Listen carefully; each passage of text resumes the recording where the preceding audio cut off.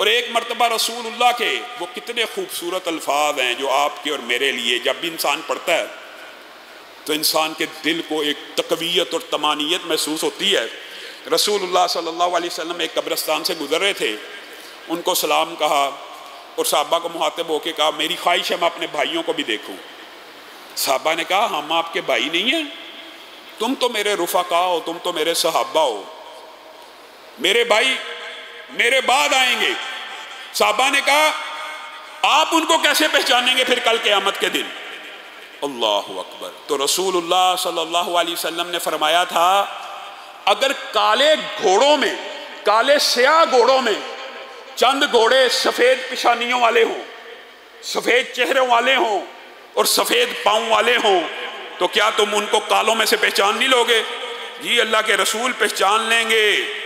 तो रसूलुल्लाह सल्लल्लाहु अलैहि वसल्लम ने इसी इबादत का हवाला दे के कहा कि मेरी उम्मत के चेहरे, मेरी उम्मत के हाथ, मेरी उम्मत के पाँव कल क़यामत के दिन इस वुज़ू की वजह से चमक रहे होंगे, रोशन होंगे। गुर्रल मुहज्जलीन का लफ्ज़ भी मौजूद है, चमकदार, जिनकी रोशनी के सामने सूरज की रोशनियां भी मांद पड़ जाएंगी। तो रसूलुल्लाह सल्लल्लाहु अलैहि वसल्लम ने जो हज़रत अबू हुरैरा और दीगर हदीस हैं वहां पे ये अल्फाज भी किए हैं, बस जो जितना चाहे, जो जितना चाहे इस रोशनी को बढ़ा ले। मतलब कि मुबालगा और ऊपर तक कर लो, और ऊपर तक कर लो, जितना बढ़ाना चाहो शरीय हदूद के अंदर जितना बढ़ाना चाहो। और बार बार रसूलुल्लाह सल्लल्लाहु अलैहि वसल्लम ने इसीलिए कहा था क्या तुम ये गुमान करते हो कि एक शख्स 5 वक्त एक नहर में नहाता हो उसके जिस्म पे कोई मैल रह जाएगी? अगरचे मुराद नमाज भी है, ये जो वुदू की आपके सामने बात रख रहा हूँ ये दिबाचा नमाज का ही है, लेकिन मुस्तकिल एक इबादत भी है। इतनी बड़ी इबादत है, इतनी बड़ी इबादत है, सुभान अल्लाह। बाद अहादीस में फ़ज़ाइल व मनाकिब की होती हैं, इससे मुराद ये नहीं होता कि वो बंदा रसूलुल्लाह से भी आगे चला गया, लेकिन रसूलुल्लाह जब बयान कर रहे होते हैं तो उसकी अहमियत बतलाना मकसूद होता है। बिलाल तू क्या काम करता है, तू क्या काम करता है? मैंने जन्नत में तेरे कदमों की आहट को अपने से भी आगे सुना। और ये जो बाद मुहद्दिसीन ने हर इसकी डिटेल बड़ी लंबी चौड़ी बयान की है कि बिलाल रसूलुल्लाह की सवारी की महार पकड़ के जन्नत में दाखिल होंगे तो पहला कदम पहले दाखिल हो जाएगा, लेकिन मुराद ये नहीं है कि वो रसूलुल्लाह से बड़े मकाम पे चले गए।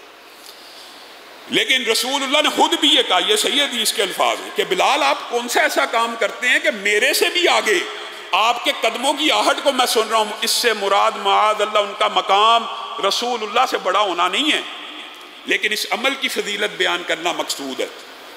बिलाल ने कहा ए अल्लाह के रसूल जब मौका मिलता है, जब मौका मिलता है मैं वुदू करके 2 रकत नमाज को अदा कर लेता हूँ, वुदू करके 2 रकत को नमाज को अदा कर लेता हूँ।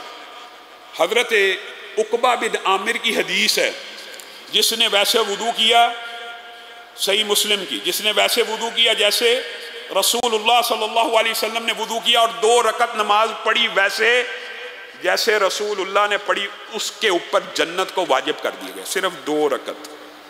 और हज़रत उस्मान की हदीस में क्या आता है और ये हज़रत उस्मान की बहुत मारूफ हदीस है उलमा और तलबा के यहाँ।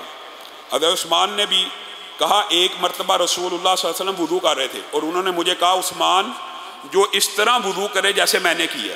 और हज़रत उस्मान फिर लोगों को वैसे वुदू करके दिखाया करते थे और ये बयान किया करते थे कि जो शख्स ऐसे वुदू करे जैसे रसूलुल्लाह ने किया और सिर्फ 2 रकत नमाज पढ़े उसकी सारी साबिक़ा खताएं माफ़ हो जाती हैं और ऐसे हो जाता है जैसे आज माँ के पेट से पैदा हुआ। आप बताइए सिर्फ 2 रकअत एक वुदू के साथ इंशाअल्लाह इसी हवाले से अपनी गुजारिशात को आप अहबाब के सामने रखते रहेंगे। लेकिन आज आपसे ये वादा लेना कि आप सब ने ये इरादा करना है कि आज के बाद ज़िंदगी के जितने लम्हात बाकी हैं इरादा करते हैं कि हर रोज़ वुदू करके सोएंगे इंशाअल्लाह, पक्का वादा है इंशाअल्लाह। सुभान रब्बिका रब्बिल इज़्ज़ति अम्मा यसिफून व सलामुन अल मुरसलीन वल्हम्दुलिल्लाहि रब्बिल